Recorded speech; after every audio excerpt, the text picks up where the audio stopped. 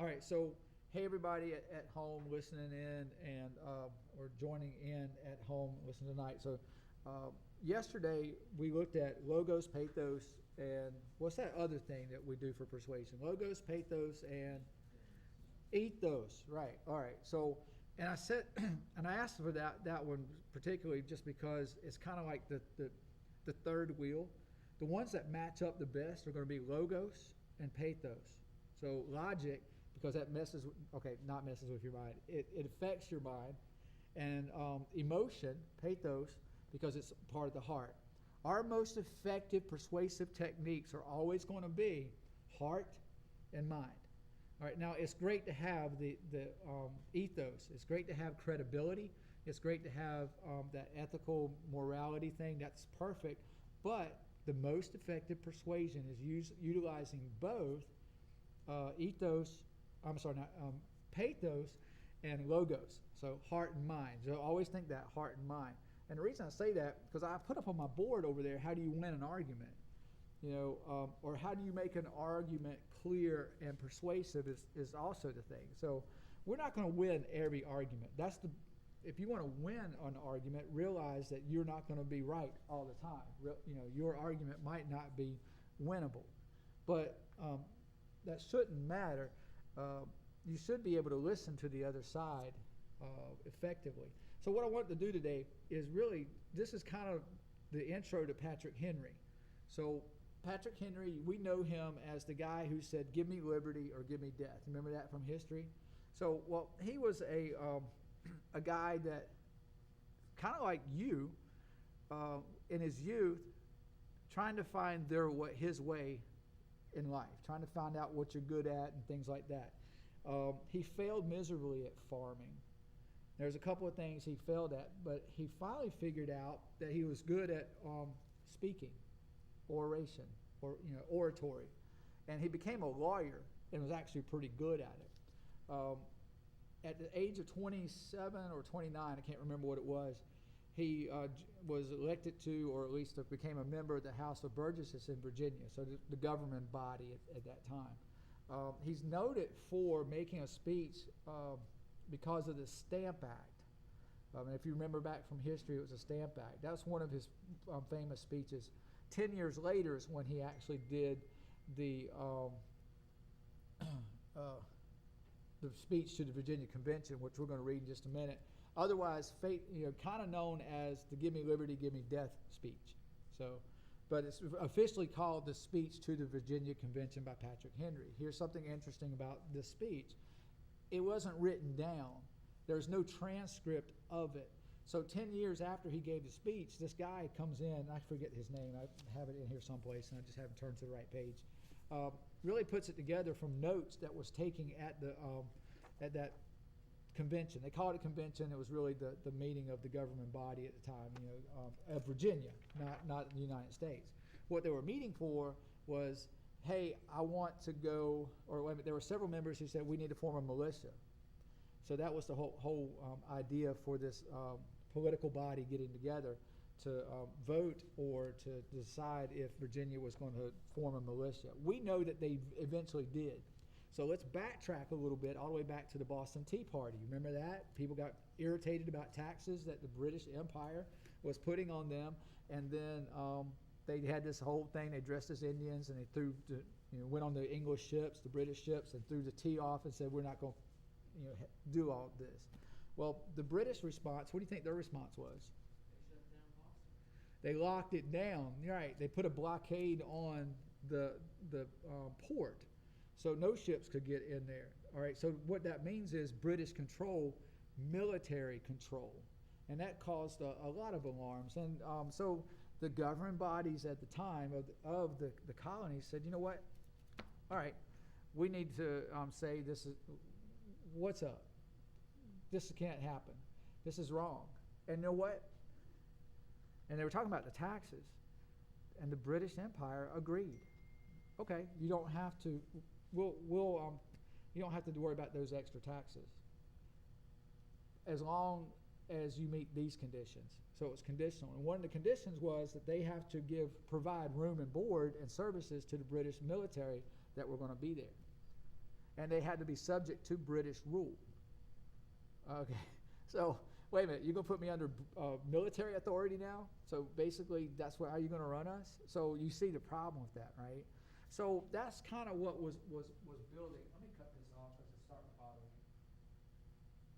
Oh, other than it's from my head coach. I might have to check that out in a minute. So anyway, what they were trying to do is we see some military out there from the British Empire. British Empire is the strongest military entity on earth at the time. They basically run the globe.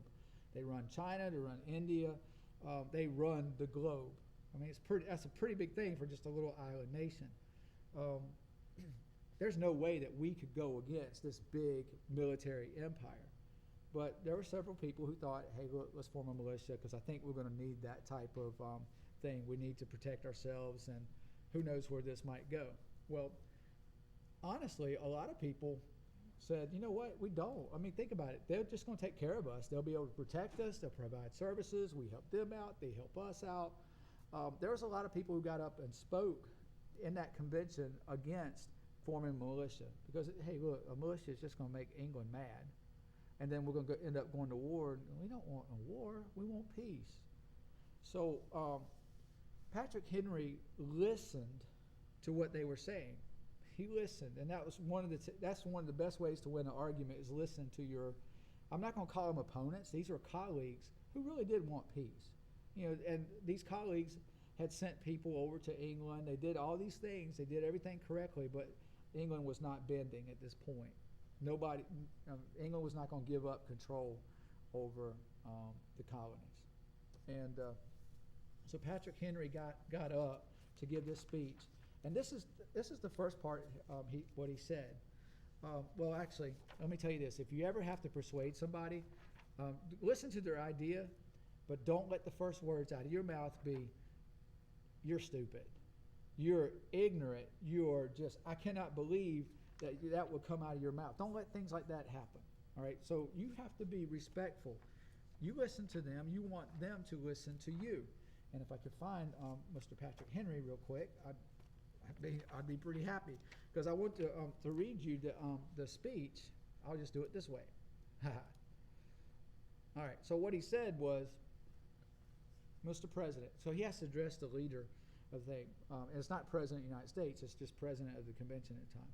Oh, I forgot to mention Thomas Jefferson and George Washington were both at this meeting. Thought that's very important to know.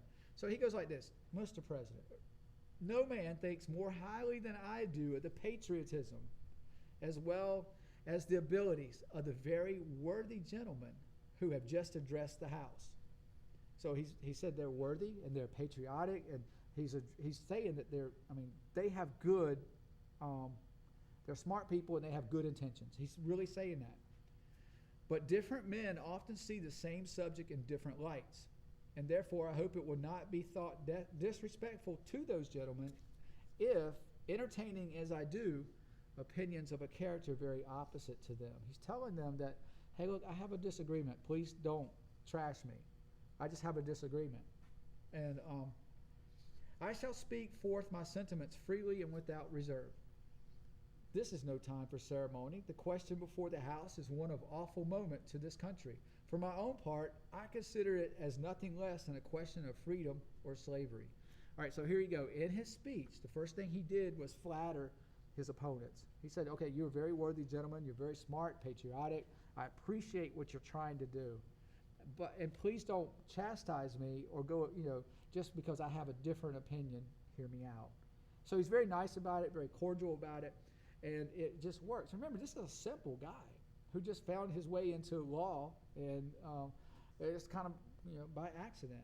Normally this person we would not even hear from, but his speech was so passionate, not written down, just given, because it was from here. And he uses a lot of heart and he uses a lot of logic to convince the people. Now, it was a short vote, and I guess I'll find a way to play it so you guys can read along, and you don't have. I know I'm reading along right now, but I don't want to do that for the whole video. What I'm saying is, there is a very smart way to approach your opponent. And I want you to look at this speech not as just, oh, great. I got to look at a speech from some old dude, dead dude, patriot guy back from 1700 and stuff. I mean, it's fine if you want to look at it that way, but I want you to look at how he handled his opponents. I want you to see what he used for the heart to convince people. And a lot of it you're going to see with slavery and freedoms in question and stuff, and who wants to be a slave? Here's the caveat. These guys that are in this convention were probably slave owners, mostly slave owners. They know what it's like to be enslaved, and they probably say, I don't want that for me, which that's irony, because why would they do it in the first place? But we don't want our freedoms taken away. So he plays with the heart, and then he also plays with logic. Hey, you see all those British guys up there with those uniforms and all those ships and all those weapons that are pointed at us? Can't you see that? What do you think's going to happen? I mean, so basically that's kind of what he says. I'm kind of prepping you for it, and we'll go into the story just in a little bit. So this is the first video, just an introduction of Patrick Henry. I appreciate you watching it. After we do the speech, you can listen to it or you can read through it. There's an audio version of it, so if you're at home, look at that. And then we're going to do the SWBST. So, and I'll show you what that is in the next video. So thanks, guys.